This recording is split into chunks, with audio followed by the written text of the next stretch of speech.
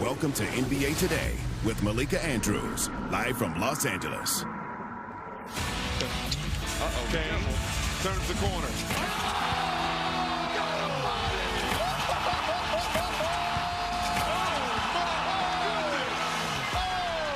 America, now you know Jamal Cain. Coming up on NBA Today, the Magic deliver another blow to the 1 seed. So can the Pistons get up off the mat? Plus, the most important player in tonight's Knicks-Hawks Game 5 is... Shump's ready. Janae's got the X's and O's. And speaking of Amon, he's going to show us how SGA controlled the series versus the Suns, even when he didn't have the ball in his hands. NBA Today starts right now. All right, some golf claps. The Thunder, they're the first team to advance to the second round. Anyone surprised? Nope. No. All right, they're the odds-on favorites to win it all. On the other side, though, the East is about to get flipped on its head. Janae, this is wild. Detroit has been pushed to the brink by the 8th seed, the Orlando Magic. Orlando Magic. It's a little bit of a bop, though, guys. Early in the first quarter, Cade Cunningham, this is a theme, Janae. He turns it over, and here come the Orlando Magic. Yeah, from the jump, the defense was active and led to their offense. They're playing and they're flexing on them. What do we say about turnovers? 1 minute later, turns it over again here, Shump. Are we doing this in VHS mode? I love it. VHS mode. For the kids out there, that means... It's a tape, okay? To the second quarter we go. Cade Cunningham, he really struggled taking care of the ball in this game, Shump. He was constantly getting pressured, and he was just making costly mistakes. He had 6 turnovers in the first half. That's the most in any half of a playoff game in his career. So Detroit down 2 at the break. Magic lead by 2 here. Franz Wagner drives, but he appears, look, he grabs his right leg here. Arsham Charania has reported that it's a calf issue that he's dealing with, and his status for Game 5 is up in the air here. So Franz was ruled out, of course, for the remainder of this game. He finished with 19 points, 4 steals. But here's the game. Here, right here. Hey! It's a metaphor. Jalen Duren going on the court there. Yes. The series for him in one play. Dunks all over Jalen Duren. Did it remind you of something? It was a pretty incredible play. Black man. T-Mac throwing a monster dunk over the Detroit Pistons with LeBron James in attendance. Here's what LeBron had to say. What do you think of that dunk, man, on the court? Man, that dunk was ridiculous. So you can apply the same thing last night here. Jamal Cain doing his T-Mac impression. Paolo misses the jumper, but Cain... That's up there for the dunks of the year. Yeah, he's right there cleaning it up. Desmond Bane, this is why they brought him in, uses the screen. His old teammates in the crowd. Yeah, Ja was there. Jaren Jackson was there. And they've seen a whole lot of this. The Magic go on to win this and take that commanding 3-1 series lead. All right, so now the Pistons, they need to do something that only 4% of teams have ever been able to do in NBA history. I'm looking at someone who has some experience with that, though. Come back from down 3-1. It's happened 298 times entering this year in a best-of-7 series. Only 13 teams have completed the comeback. Shump, you know what it takes to be able to do that. Sure. What are the Pistons facing here? Well, they know exactly what they're facing. If anybody has seen Jalen Duren, just let me know. I know we saw him on the highlight get dunked on. That's cool. But if you've seen him... Like his real self. Please, call him. Page, text him, something. But you've been the first to say that it's not just, we know that Jalen Duren isn't someone who necessarily creates for himself. When Cade Cunningham is turning the ball over Chiney and struggling like that, it makes it incredibly hard for Duren to get going. The Detroit Pistons right now are one-dimensional, and they all know that their offense, their hub is Cade Cunningham, but he's had 24 turnovers over the last 3 games, the most in a 3-game span in the postseason since we started tracking. And when Cade is turning the ball over, who's his #1 recipient? It's Jalen Duren. And we see similar instances throughout the playoffs. It's like New York not getting the ball to Cat. Like, these guys need to be fed. Yeah. And when he's not getting those shots, it just makes him so much easier to scheme against. Yeah, I need them to be able to feature him in a number of ways. Right now, they're only able to feature him if it's a home run pass from Cade. Cade's got to be able to bat singles. That's what we used to say on the court. Bat singles instead of trying to make the home run play every time. You should be able to pitch ahead to the side and trust that they can hit the roller. Something like that. But right now, it's dribble, dribble, dribble. If he can make the home run, it's going to be a bucket. Otherwise, you're not involved at all. And like you said, Cade is an All-NBA player. And what we celebrated over the course of the regular season, Wendy, was that his pace, he dictates it. But also the pace is now telestrating the passes. Like the first play of the game, they tried to get it to Jalen Duren on a bounce pass. And it was just like everyone knew. They converged, the defense. It's too easy to read at this level. They have no incentive to cover the Pistons on the outside, okay? When you watch the Pistons play offense, sometimes it takes 15 seconds for them to get the ball inside the three-point line. And that will happen 2, 3, 4 times in a row. When you have a collapse, and we're on the verge of a historic collapse here because we've only seen the 8th seed beat the 1 seed a handful of times ever in the 7-game best-of-7 era, okay? When you see a collapse, it requires several different things to come together.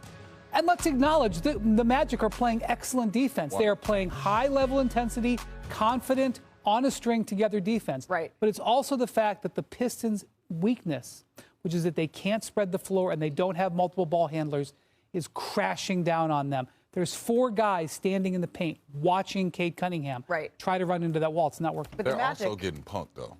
Because that's what I'm saying. The whole year, Detroit has been physical. They've been in your face. They will send multiple defenders at you. Yeah, all of a sudden, it's like, where are the big eyes coming from? Where's all these 50-50 balls that's laying around? You see 3, 4 Magic players flying on the floor. Where's that? I just want to know where it's at. The whole year I was confident in y'all. Y'all go out here now and it's like everybody looking around and looking to be saved. It ain't no cake coming. Well, the Magic are also in 2026 defeating a playoff team by scoring 94 points and only shooting 33% from the field. But again, it's a how bad do you want it on a possession-by-possession basis. And I was looking at this, and you look at the seeds. Seeds don't matter in this instance because the playoffs are more so about matchups. If you take Paolo Banchero and Cade Cunningham, they're very similar physically. They bring the ball up, they can score and create for themselves. Now, you remove that. Let's say that's neutralized. The second tier is outplaying the Orlando Magic. That second tier is outplaying Detroit's second tier. Tobias Harris and I are in the same class. McDonald's All-American in 2010. He's trying. He's trying, but he's giving you max effort. Outside of Tobias and Jalen Duren, there's not much to hold your hat on offensively, whereas we're seeing the best version finally. The money is working for Desmond Bane. Franz, I know he's out, but he's someone that can bring the ball up. They have more variety, whereas the Detroit Pistons are very one-dimensional. Well, it's not done yet, but it's getting pretty close. Pistons fans are looking to avoid history here. Hey, but if they do, if they do, hats off, right? I just didn't want them to have to play the Knicks. You know, the Knicks couldn't figure Detroit out. But Orlando, if y'all gonna do it for us, go figure that out. Let's take a walk down memory lane here. The last 1 seed to go down 3-1 in a first-round series, it was the Bucks. Remember that 56-point eruption from Jimmy Butler in Game 4? So the Heat, they went on to beat the Bucks in 5 games on the way to the NBA Finals in the bubble. Now, Detroit is the third 60-win team to go down 3 games to 1. Yep. The 2011 Spurs, the Grizzlies, and the 2007 Mavs against who? Oh, yeah, it was the We Believe Warriors. Both of those teams, they were eventually eliminated by the 8 seeds. But how about some hope, right? Please. The Pistons, the last ones to rally. The last to rally from a 3-1 deficit in the first round, it was Detroit. Let's go. Yeah, it was back in 2003, and they were able to pull off the upset against who? The Magic. The Orlando Magic, right? This is the Ben Wallace highlight reel. My God. Perhaps that history could repeat itself. I'm not really sure how many times today. How many times throughout the course of the season did we say the East is wide open? Every day. Well, this certainly, the first round of the playoffs has only confirmed that, and we do have 2 more Eastern Conference games tonight, the Sixers and Celtics, the Hawks and the Knicks, where things are all tied up. So Tim Bontemps is in Boston with the Celtics, and Vince Goodwill is in New York for tonight's massive Hawks-Knicks game. Tim, I want to start with you here. Philly facing elimination after that beat down in Game 4. How can they extend this series?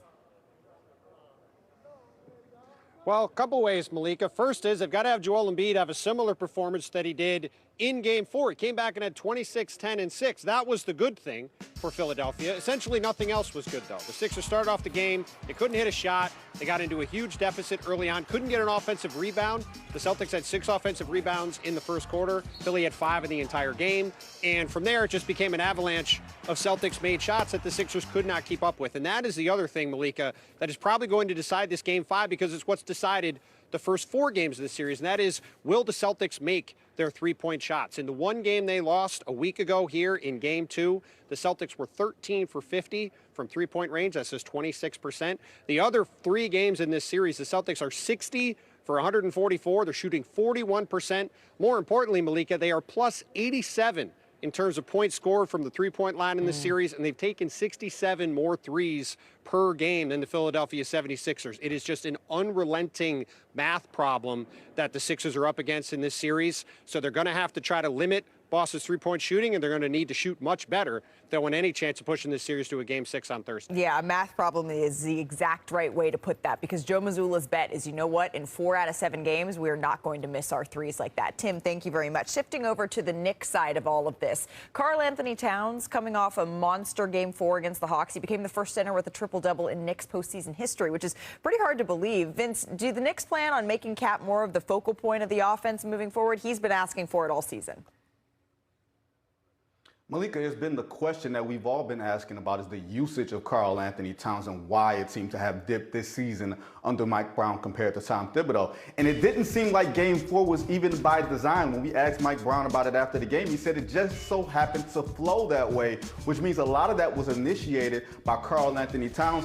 OG Anunoby was a recipient of 5 of those 10 assists, which is why OG Anunoby is second on the team in scoring. Karl Anthony Towns is third in shot attempts, third in scoring, and yet he's playing the most efficient basketball of his playoff career to this point, 21, 10, and 5, even matching Jalen Brunson with assists. The important thing tonight, though, Malika, Jalen Brunson, for one, coming off of that ankle injury. He tweaked it a little bit in Game 4, and he has not had a Jalen Brunson breakout game. We know he's capable of it. It could probably happen in Game 5 or Game 6. We have the evidence from last season. And I'm curious to see whether or not the Hawks here keep Okongwu on Karl Anthony Towns, or if they're going to let him free safety a little bit more on Josh Hart, because we have not seen that adjustment yet. And Cat had that huge game. Vince, I have an African broom, and they're the best. I have to show you one day. I'm not sure if the African brooms are out in Oklahoma City, but some sort of broom was late in the second quarter.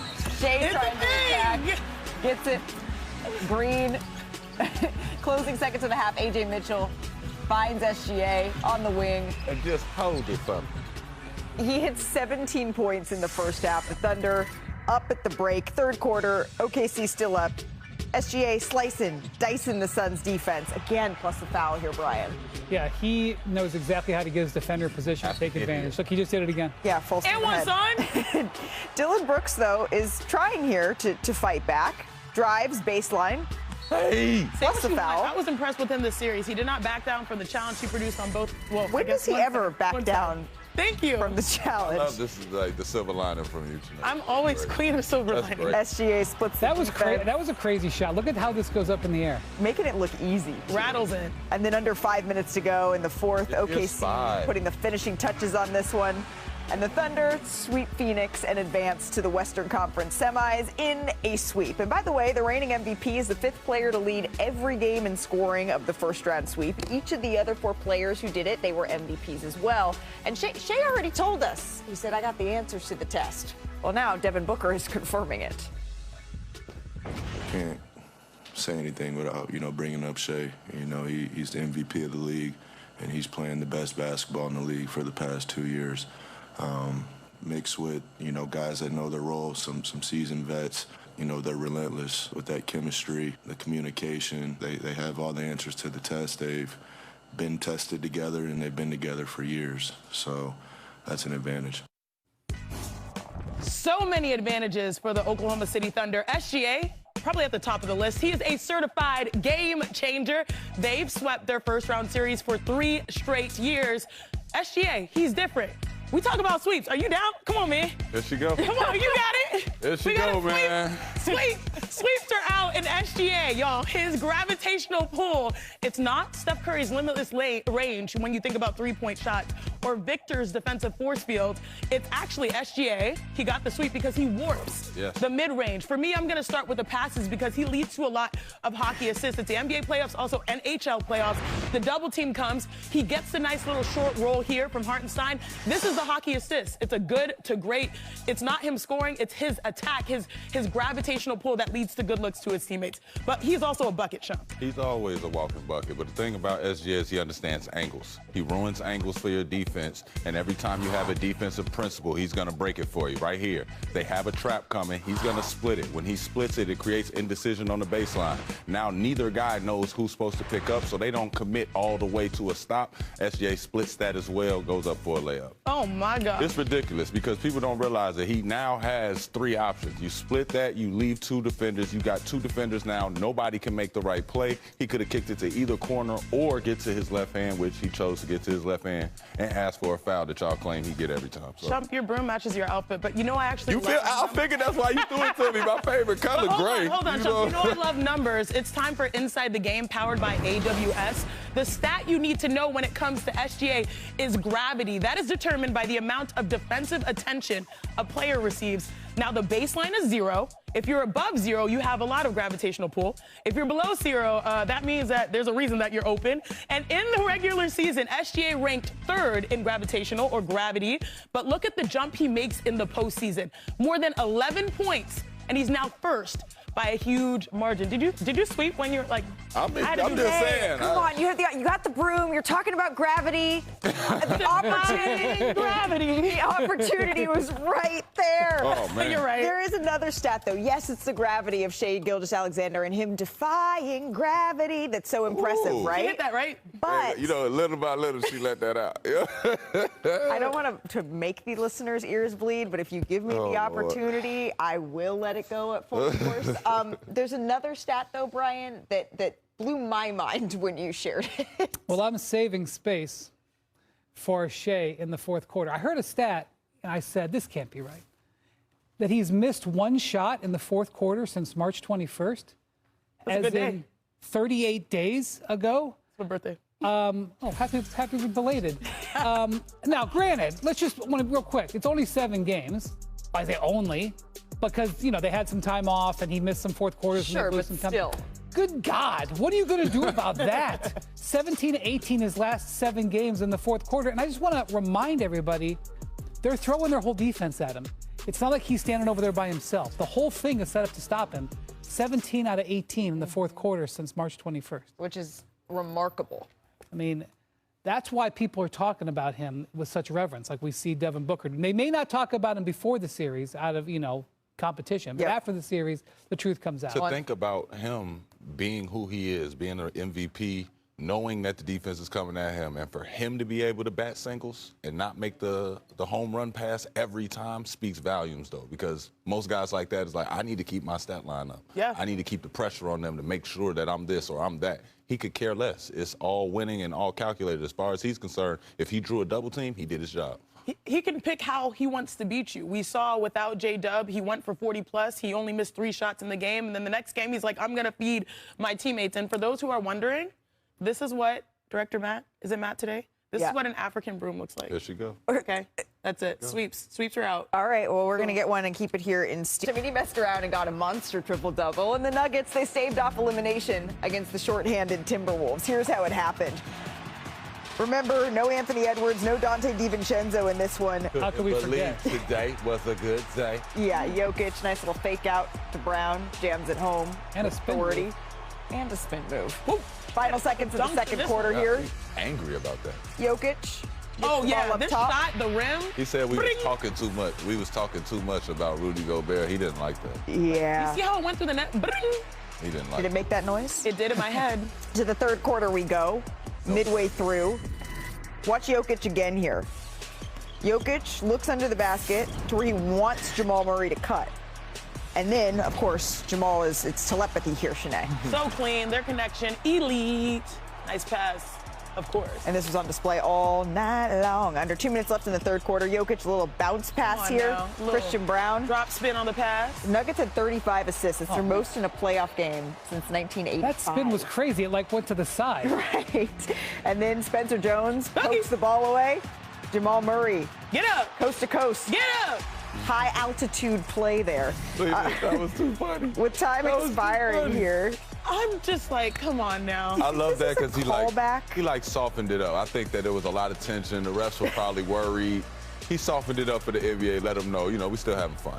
Denver gets the win, 125-113. Whose definition of fun? I was like, excuse me. Sure, Nicola's. And Nicola was having fun. He was able to pick up his play finally against Rudy Gobert after really struggling in the first 4 meetings. Jokic got his 20th career playoff triple-double and made half of his attempts against Gobert in Game 5 after converting on just 33% in those previous games. So Denver was rolling. They were rolling on both ends of the floor. We mentioned the 35 assists. They also had 16 steals in this game. That's their most in a playoff game in franchise history. So does it feel, Brian, like all of a sudden, yes, the Timberwolves are still up in this series, but the Denver's in the driver's seat?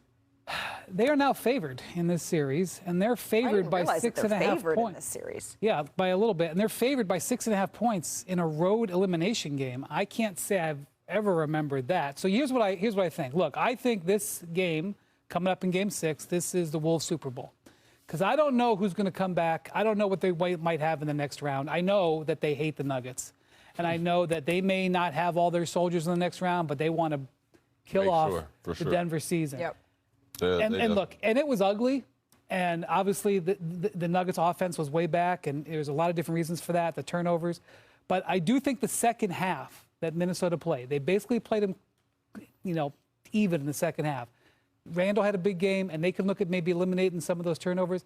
I think they believe that they could pull out Game 6. That was my biggest takeaway, that Julius Randle is alive.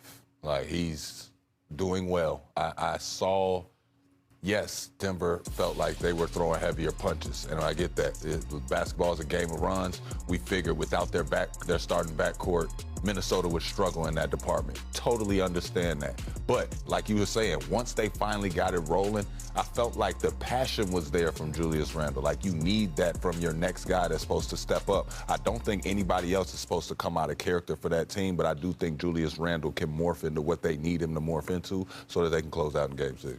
Scouting reports, though, without Anthony Edwards and without Dante DiVincenzo, they adjust. You know what it's like. You can be a spark plug off the bench like Adesumo has been. He still was good. When you talk about that second half, he was good. He found the bottom of the bucket a number of times. But still, it's going to be an uphill battle, even if they're at home. And to me, for the Nuggets, there's no excuse. You have 2 of the top players in basketball. You have 2 all-stars. You have Jokic coming off of his best game. And he was in full control. Now, it was not his perfect game offensively. But again, like we talk about the hockey assists early with SGA, the hockey assist from Jokic. When he chooses to pass and his teammates, like the difference is he has a transformative power where based off of his passing, he can take a role player like Cam Johnson, he can take a role player like Spencer Jones and make them have all-star level production. Right. That's the power of his passing. He's missing out on Aaron Gordon, too, because we haven't talked about that enough, but Aaron Gordon is a huge piece to this team. He's done a whole lot of things. Right, and that's a factor, and he's probably not going to be able to play Game 6. Without a doubt. This is so unusual that a team that is up 3-1 is going to operate in a world without any expectation.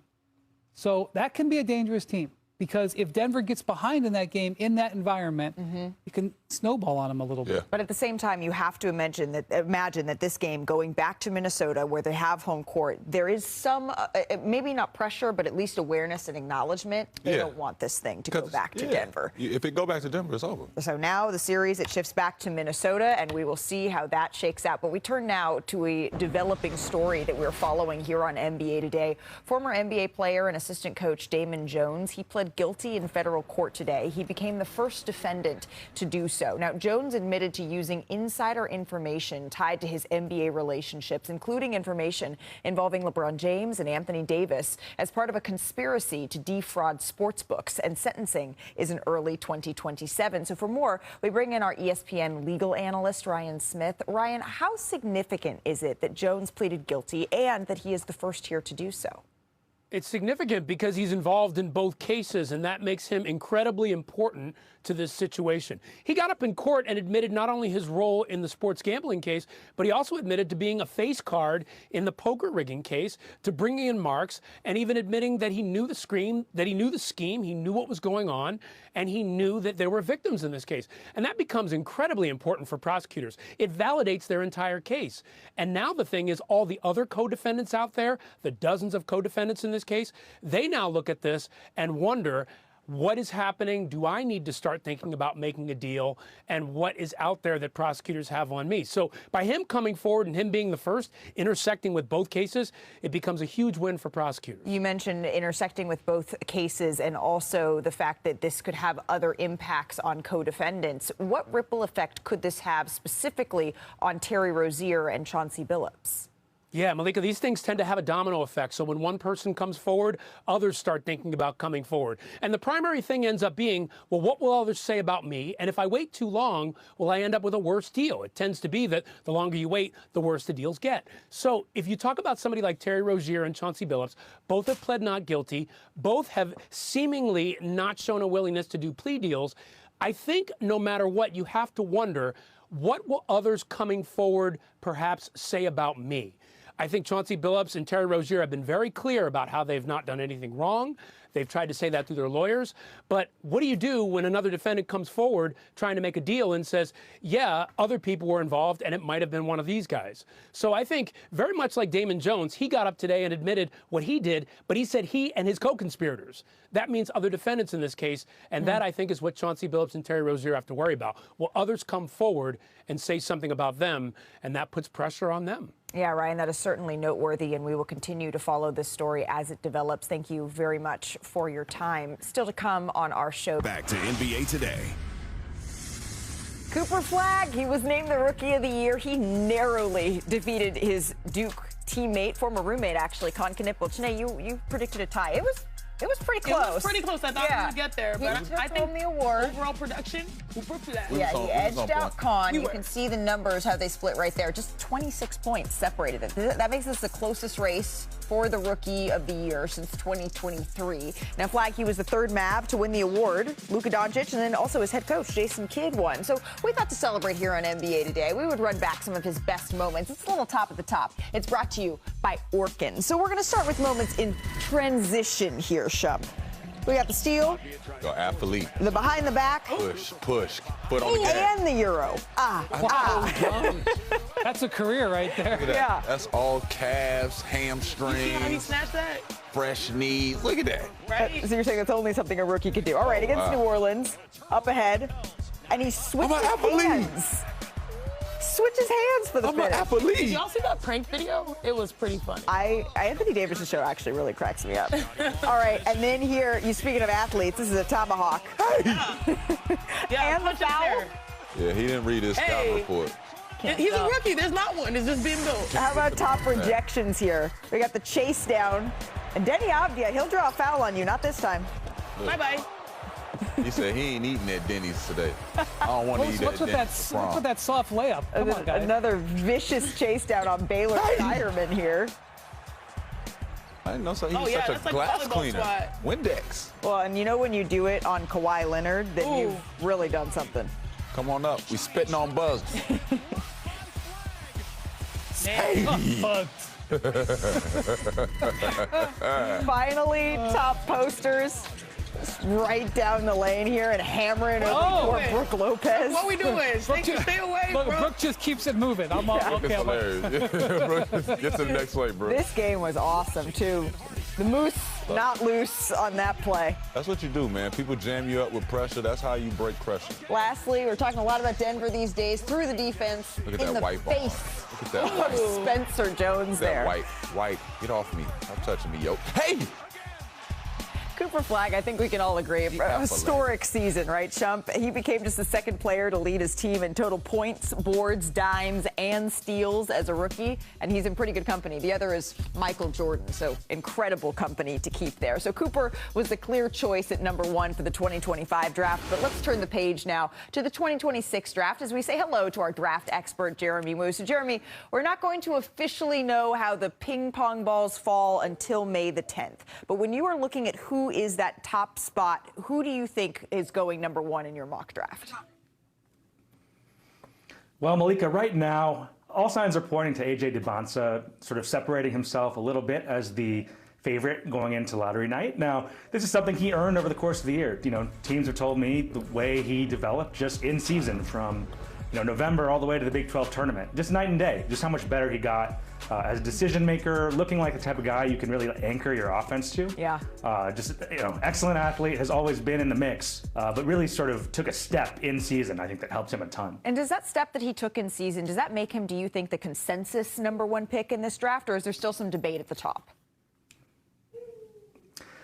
I still think it's a debate. I mean, this is something that, all season I've talked about with people around the NBA, and it's a fun conversation because it is such a good draft, right? It points to how much talent there is.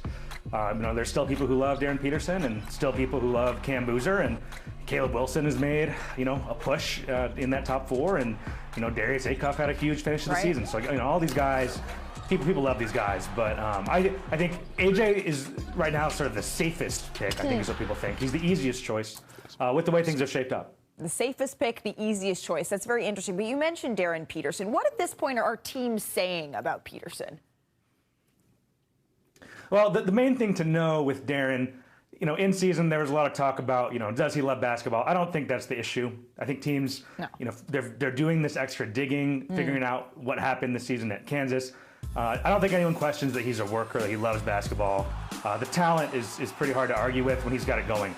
The real question for Peterson is just going to be what comes out of the combine, what do NBA teams learn from his medicals, how does he handle these interviews? They're going to want to know what happened this season, and how he handles this piece of the process will be big because he's the type of talent where you get him in a workout, say you win the lottery and you bring him in and he shoots the lights out, and maybe you're like, oh man, maybe this is a harder call than we thought. So. Right.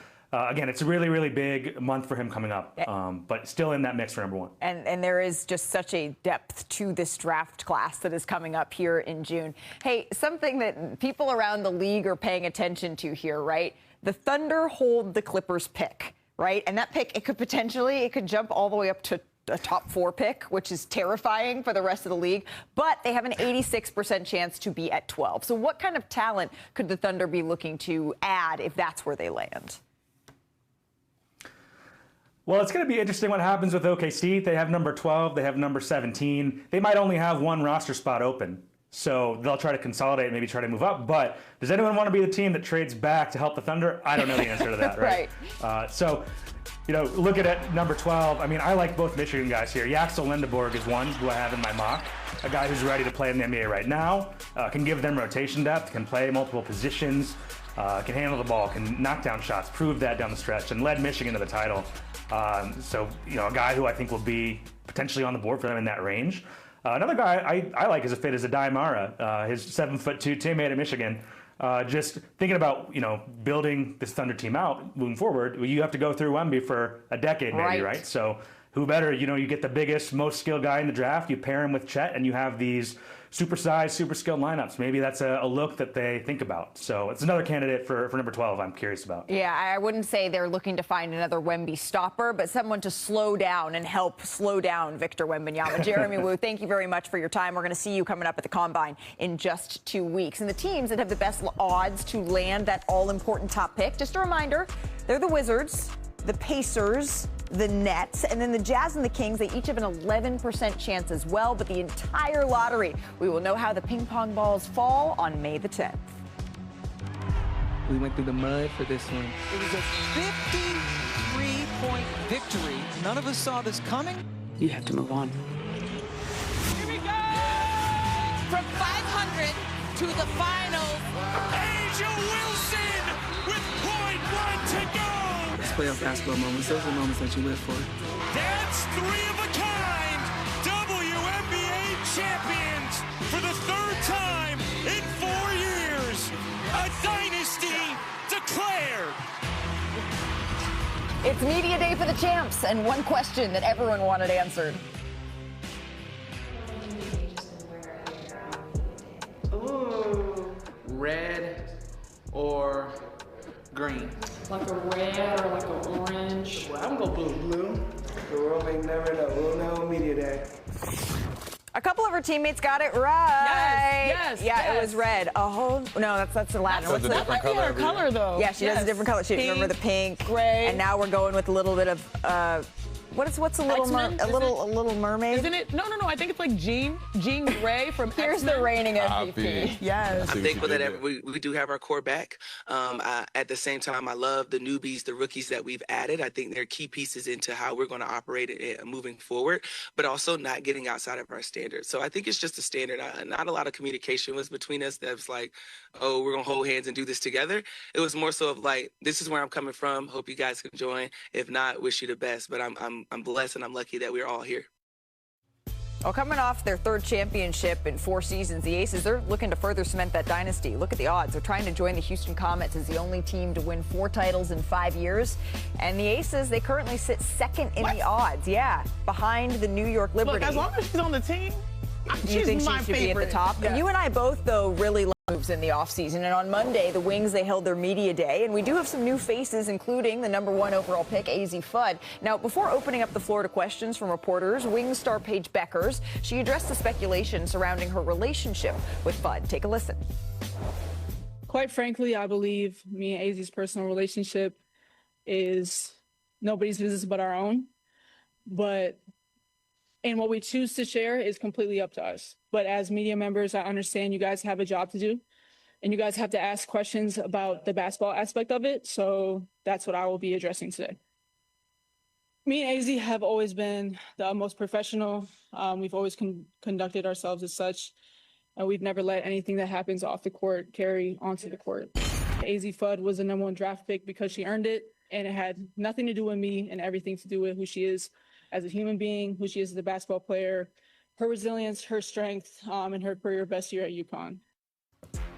So that is how Paige Beckers began her press conference yesterday. Now, the Wings, they did retool around their pair of #1 picks in Paige Beckers and AZ Fudd, and they hope that their lottery, they turn even into more success. Dallas is just the 5th team overall to make the top pick in consecutive years, and they're looking to really turn their season around after last year. And we get them. The Stars are out on ABC May 9th. Caitlin Clark and the Fever hosting Paige Beckers, AZ Fudd, and the Wings. We'll be there, Shanae. We will. In Indiana. And then Asia Wilson and the reigning champs. It's ring night. They take on the Mercury in a little finals rematch. WNBA Countdown. We cannot wait to be back with you. Andrea Carter will be there as well, getting you started. Still to come, though, on NBA Today, the Lakers, they look to clinch their series on Wednesday. But will Austin Reeves be fully healthy to return? We update you and hear from Reeves next.